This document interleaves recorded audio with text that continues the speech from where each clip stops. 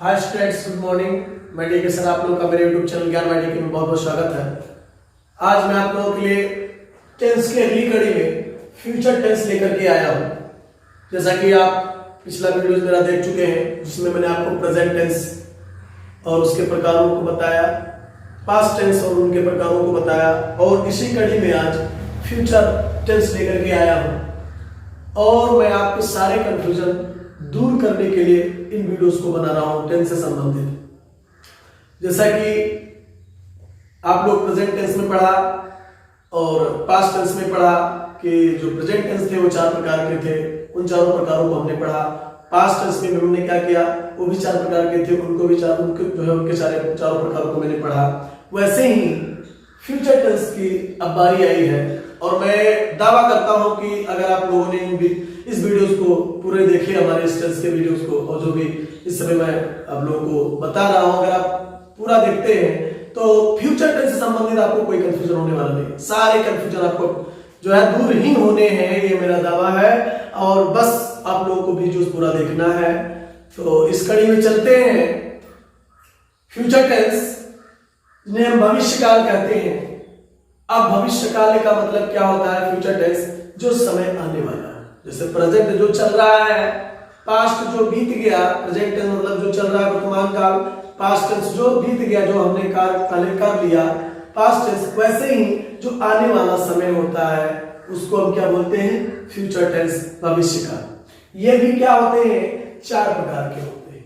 जैसे present tense, ये चार प्रकार के होते हैं। जैसे हमने प्रेजेंट टेंस और पास्ट टेंस पढ़ा, वो भी चार प्रकार के थे। ऐसे ये भी फ्यूचर टेंस भी आपके कितने प्रकार के हैं? चार प्रकार के हैं। जैसे पहला है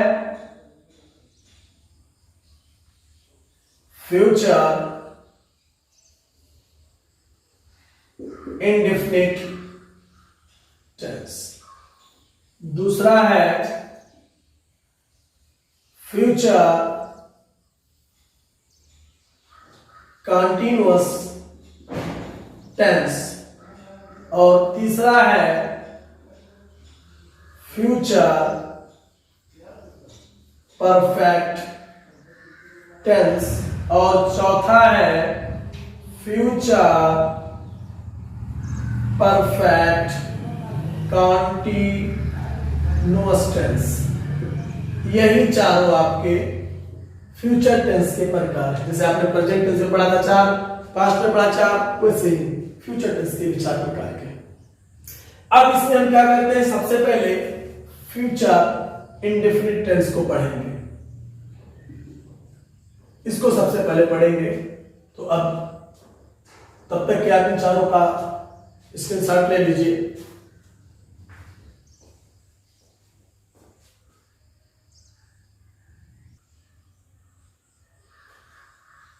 चलिए अब फ्यूचर इंडेफिनिट टेंस पढ़ते हैं। जैसा कि आप लोगों को मैंने टेंस पढ़ाने से पहले उनके पहचान बताए, क्योंकि जब तक हम पहचानेंगे नहीं तब तक हम उसका जो है अनुवाद यानी ट्रांसलेशन नहीं बना सकते। चलिए फ्यूचर इंडेफिनिट को पहचानते हैं। हिंदी में पहचानना होता है जब हिंदी वाक्य के मुख्य क्रिया के अंत में गा गे गी आदि शब्द आए तो वह फ्यूचर इंडेफिनिट टेंस होता है। बस इतना जान लीजिए कि अगर मुख्य क्रिया के अंत में यानी मेन वर्ब में हिंदी के गा गे गी अगर आ गया तो आप समझ जाइएगा कि वो फ्यूचर इंडेफिनिट टेंस है। इसमें हेल्पिंग वर्ब होते हैं विल और शैल, यानी हेल्पिंग वर्ब मींस सहायक क्रिया, विल और शैल। तो ये भी लगाने का एक छोटा सा नियम है कि बस इतना याद रखिएगा कि अगर शैल सहायक क्रिया ने हेल्पिंग वर्ब लगाना है तो बस ये केवल इन्हीं दो के साथ लगता है, आई और बी। यानी आई और बी के साथ ही शैल का प्रयोग कर सकता था। फर्स्ट पर्सन के साथ, फर्स्ट पर्सन के साथ ही क्या करेंगे? शैल का प्रयोग करेंगे। और फर्स्ट पर्सन के प्रोनाउन आपके कौन है? आई और बी। और बाकी सभी के साथ आप विल का प्रयोग करेंगे, शेष सभी के साथ। ये ध्यान दीजिएगा। आई मीन आई और बी के साथ ही शैल का प्रयोग होगा, बाकी सभी के साथ विल का प्रयोग होगा। बस छोटा सा यही है, इसको याद रखिएगा।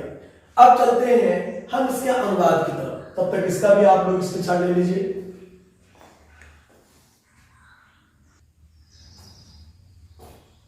चलिए अब ट्रांसलेशन की ओर चलते हैं।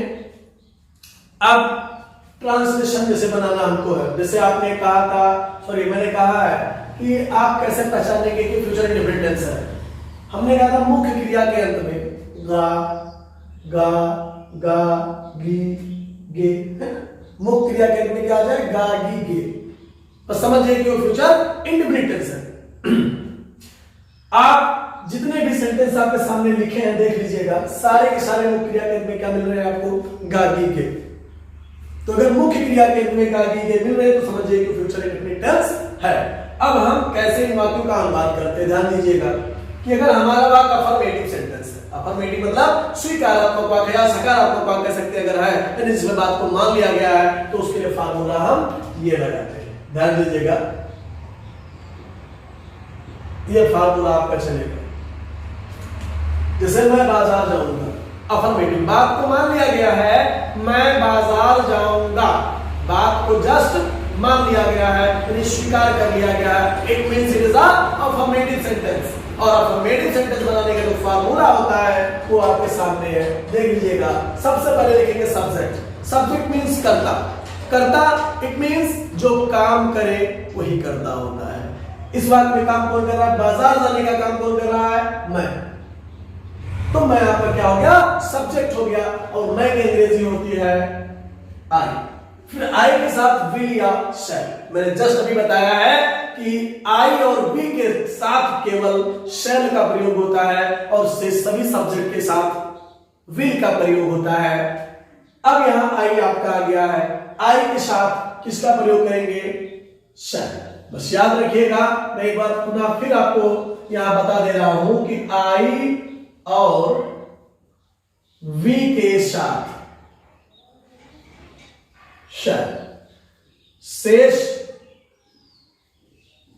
सभी के साथ विल।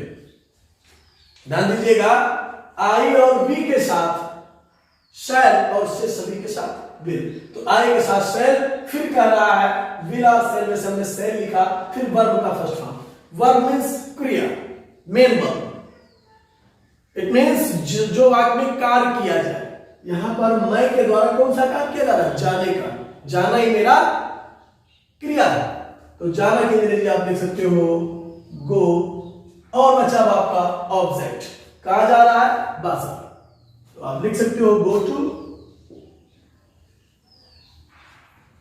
मार्केट। आपका बन गया affirmative, I shall go to market. Affirmative sentence तैयार। चलते हैं इंट्रोगेटिव की तरफ। चलिए इंट्रोगेटिव से पहले इसको मान लेते हैं, अगर ये निगेटिव हो जाए कि मैं बाजार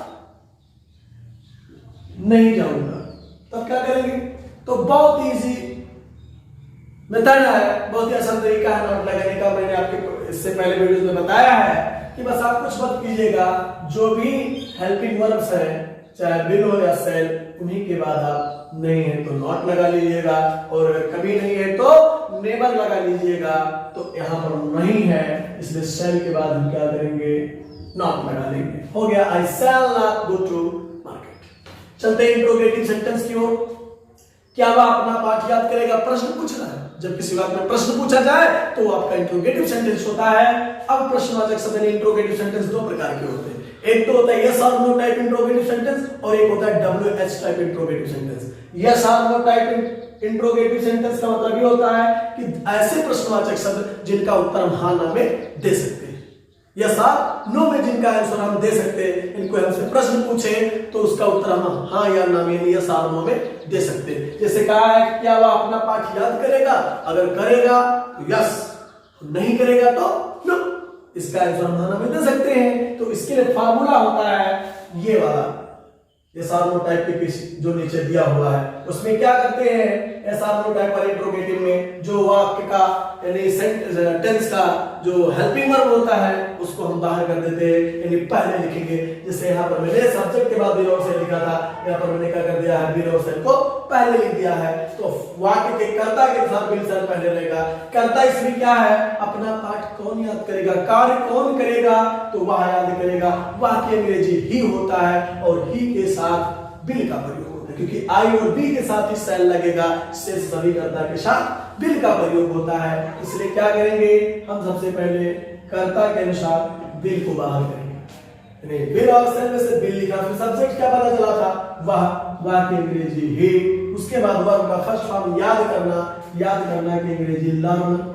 अब फिर ऑब्जेक्ट क्या क्या याद करेगा, अपना पाठ, तो ही के साथ अपना की अंग्रेजी हिज होता है और पाठ की अंग्रेजी लेसन होता है।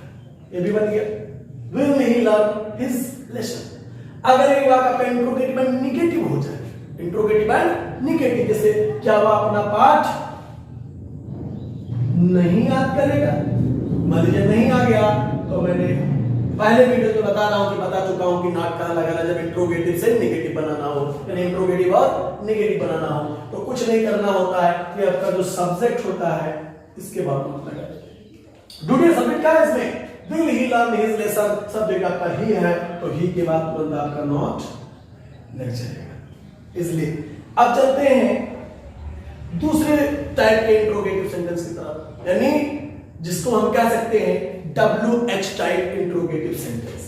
यानी जिसमें क्या होता है, क्या पहले ना आकर के जो प्रश्नवाचक शब्द होते हैं वह वाक्य के बीच में होते हैं, और जिसका उत्तर हां ना में देते हैं। हिंदी में वहां क्या पहले आ जाता है, जैसे यहां देख लीजिए क्या पहले आ गया है। तो जब हिंदी वाक्य में क्या होता है, क्या पहले आ जाए, तो मान के चलिए कि वो SR टाइप इंट्रोगेटिव सेंटेंस ही होता है। लेकिन जब प्रश्नवाचक शब्द यानी question word WH type word क्या हो वाक्य के बीच में आ जाए, तो समझिए वो WH टाइप इंट्रोगेटिव सेंटेंस होता है। और हाँ, इसमें क्या होता है, इसका आंसर हम हाँ में दे सकते हैं, क्या जब पहले आ जाता है, यानी SR टाइप इंट्रोगेटिव सेंटेंस। लेकिन जब क्वेश्चन वर्ड यानी प्रश्नवाचक वाक्य के बीच में आता है, तब इसका आंसर हाँ में नहीं दे सकते हैं। तो उसके लिए फार्मूला आपके पास यहाँ है कि जिनका उत्तर हाँ में नहीं दे सकते। जैसे मैंने यहाँ बताया, लिखा है मोहन क्यों खेत जोतेगा, तो हाँ ना, आंसर नहीं आ रहा है। इस वाक्य का आंसर हम हाँ ना में नहीं दे सकते, हमें कोई ना कोई कारण बताना पड़ेगा या कुछ उसके जवाब में कुछ और कहना पड़ेगा। हाँ ना में आंसर नहीं दे सकते हैं, तो ऐसे वाक्यों को क्या करेंगे, इस फार्मूले से बनाएंगे। WH पहले लिखेंगे। WH मीन्स होता है W से आने वाले प्रश्नवाचक शब्द से what, why, when, whose, whom, who, which, where, और H से हाउ, यानी इन्हीं दो शब्दों से प्रश्नवाचक शब्द अंग्रेजी में मिलते हैं, जिसमें मतलब इन्हीं दो शब्दों से प्रारंभ किए जाते हैं, इसलिए हम WH लिखते हैं उसके स्थान पर। तो अब WH से प्रारंभ होने वाले शब्द में क्या है, जब हम क्यों प्रश्न पूछने वाला शब्द क्यों है और उसकी अंग्रेजी पता करेंगे, तो क्यों की अंग्रेजी होता है व्हाई। व्हाई जो W से स्टार्ट होता है, तो उसको हम सबसे पहले लिखेंगे व्हाई। अब व्हाई के बाद जस्ट आपका आ गया विल और सेल। विल और सेल सब्जेक्ट के साथ, सब्जेक्ट क्या है, मोहन। मोहन थर्ड पर्सन है, क्योंकि फर्स्ट पर्सन के साथ केवल सेल का प्रयोग होगा, से सभी के साथ विल का प्रयोग होगा। तो क्वेश्चन वर्ड में WH के बाद तुरंत विल का प्रयोग करेंगे, आपका वाक्य बनेगा विल। उसके बाद आपका क्या सब्जेक्ट, अभी पता चला मोहन, तो मोहन की अंग्रेजी मोहन। फिर लिखा है वर्ब का फर्स्ट फॉर्म, काम क्या है, मोहन का काम क्या है, जोतना, जोतेगा, इट मीन जोतना। जोतना की अंग्रेजी का प्लाव होता है, आप लिखेंगे स्पेलिंग ये। और उसके बाद क्या जोतेगा, ऑब्जेक्ट क्या है, खेत, तो आप लिख सकते हो the field, sign of information. इस तरह से आपका ये वाक्य भी बन गए। चलते हैं दूसरे वाक्य की तरफ। लड़कियां चूड़ियां खरीदेंगी। कोई नॉट, कोई क्वेश्चन वर्ड यानी कोई नेगेटिविटी नहीं दिखाया गया, नहीं कोई प्रश्न पूछा गया है। इसका मतलब है कि हमारा वाक्य ये अफर्मेटिव सेंटेंस है। तो अफर्मेटिव की तरफ से चलते हैं। फार्मूला लगा लीजिए। सब्जेक्ट क्या है, कौन चूड़ियां खरीदेगा, लड़कियां। लड़कियां की अंग्रेजी द गर्ल्स। द गर्ल्स के बाद सहायक क्रिया क्या लगेगा, विल और सेल। तो लड़कियां थर्ड पर्सन में आती है, इसलिए विल का प्रयोग होगा, क्योंकि सेल आपको ऑलरेडी पता है कि आई और बी के साथ ही लगाए जाएंगे। तो द गर्ल्स विल, विल के बाद लिखा हुआ वर्ब का फर्स्ट फॉर्म क्या है, खरीदना। खरीदना की अंग्रेजी बाय, और ऑब्जेक्ट क्या है, क्या खरीदेंगी, चूड़ियां खरीदेंगी, तो हो जाएगा the bangles. Sign of interrogation. ये भी वाक्य आपका बन गया। नेगेटिव बनाना है, लड़कियां चूड़ियां नहीं खरीदेंगी, मान लीजिए आ गया, नहीं तो आप बिल के बाद यहाँ पर नॉट लगा सकते हैं, नेगेटिव भी हो जाएगा। चलते इस वाक्य की तरफ, तुम अपना गृह कार्य कब पूरा करोगे? कब? उत्तर हाँ ना में नहीं आ सकता, कब पूरा करोगे आपको टाइम बताना पड़ेगा। जो पूछ रहा है हाँ ना में सब नहीं दे सकते हो, इसलिए WH टाइप इंट्रोगेटिव सेंटेंस है और इसके लिए फार्मूला आपका ये रहेगा WH क्या प्रश्न पूछने वाला शब्द कब है और कब की अंग्रेजी से स्टार्ट होती है? W से when के बाद लिखा हुआ विल और सेल, करता कौन है? तुम, गृह कार्य पूरा कौन करेगा? तुम सब्जेक्ट हो गया, यू के साथ भी विल ही का प्रयोग होगा, विल लगाएंगे, फिर subject you, when will you, फिर वर्ब का फर्स्ट फॉर्म देख लीजिए, सब्जेक्ट के बाद वर्ब का फर्स्ट फॉर्म, पूरा करना, पूरा करने की अंग्रेजी होती है कंप्लीट। कंप्लीट के जस्ट बाद ऑब्जेक्ट आपका आता है, क्या ऑब्जेक्ट है? अपना गृह कार्य। आप क्या लिखोगे? यू के साथ अपना की अंग्रेजी योर और गृह कार्य की अंग्रेजी होम, होमवर्क। इस तरह से आपका ये भी वाक्य बन गया। When will you complete your homework? अगर यही आ जाता तुम अपना गृह कार्य कब पूरा नहीं करोगे, तो आप सब्जेक्ट के बाद नॉट लगा सकते थे। इस तरह से आपका ये वाक्य इंट्रोगेटिव बाद नेगेटिव हो जाता।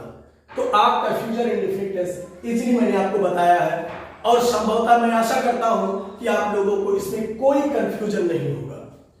मैं आशा करता हूं आप लोगों से कि इसमें कोई कंफ्यूजन नहीं होगा, और यदि आप लोगों को इसमें भी कोई कंफ्यूजन है तो कमेंट बॉक्स में आकर के कमेंट कर सकते हैं और सुझाव दे सकते हैं कि यहाँ इस चीज को आप नहीं समझ सके, मैं उस पर भी वीडियो बनाकर आपके सारे कंफ्यूजन दूर कर सकता हूँ। बस एक रिक्वेस्ट है कि मेरे इस वीडियोस को ढेर सारा प्यार दीजिएगा, लाइक कीजिएगा और शेयर कीजिएगा।